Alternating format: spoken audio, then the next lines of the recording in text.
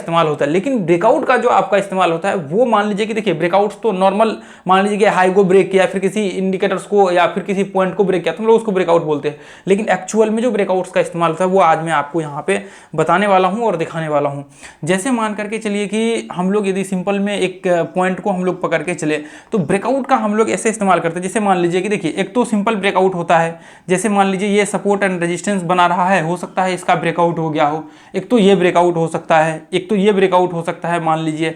और दूसरा कई बार क्या होता है, जैसे मान लीजिए यहाँ पे जो इस तरह से ट्रेंड चल रहे होते हैं और ये इसका ब्रेकआउट कर ले, ये ब्रेकआउट जिसको हम लोग सिंपल ब्रेकआउट बोलते हैं, ये इसको हम लोग सिंपल ब्रेकआउट बोलते हैं। और इसका क्या होता है, इसमें फॉल्स ब्रेकआउट भी होने की संभावनाएं होती है। हो सकता है कि उस डायरेक्शन में मार्केट हो और वहाँ से फिर मार्केट रिवर्स हो जाए और फिर वापस जो है मार्केट, मान लीजिए कि स्टार्टिंग में तो मार्केट बुलिश था और फिर वापस मार्केट अगले ही कैंडल में टूट करके इसके अंदर आ गया, तो फिर तो उस दिन का आपको अंदाजा नहीं लग पाएगा कि मार्केट एक्चुअल में उस दिन जो था वो क्या था। तो लेकिन ब्रेकआउट्स हम लोग इसको भी बोलते हैं, इसको भी हम लोग ब्रेकआउट्स ही बोलते हैं, ठीक है। तो ये चीज़ें आप याद रखिए।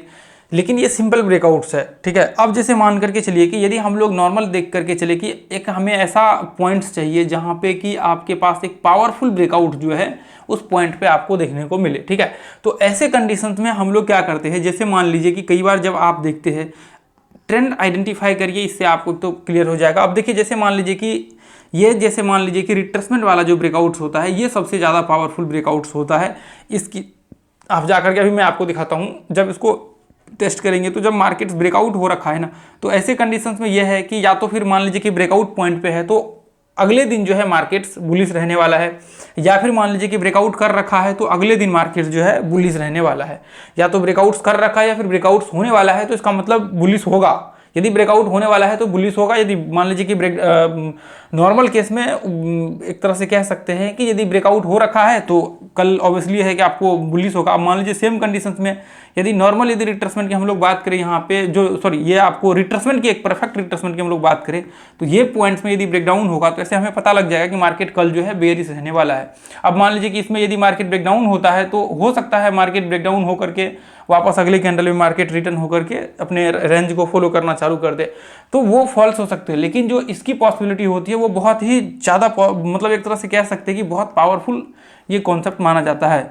तो इसके लिए हम लोग रिट्रेसमेंट का देखिए, इसके लिए फिर हम लोग टाइम फ्रेम जो इस्तेमाल करते हैं वो करते हैं 1 घंटे का चार्ट का।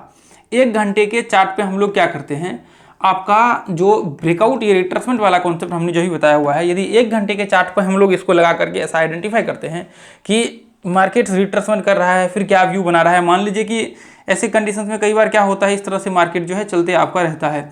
तो ऐसे में जब जब मार्केट्स ब्रेकआउट्स कर रहा होता है तो इसका मतलब यह है कि मार्केट्स में मतलब पॉसिबिलिटी है कि मार्केट जो है अगले दिन पॉजिटिव रहेगा। या फिर कई बार क्या होता है, जैसे मान लीजिए कि मार्केट इस तरह से आ रहा है और ये इस तरह से मार्केट जो है इस तरह से व्यू करना स्टार्ट कर दे एक छोटा सा 1 घंटे के चार्ट पे।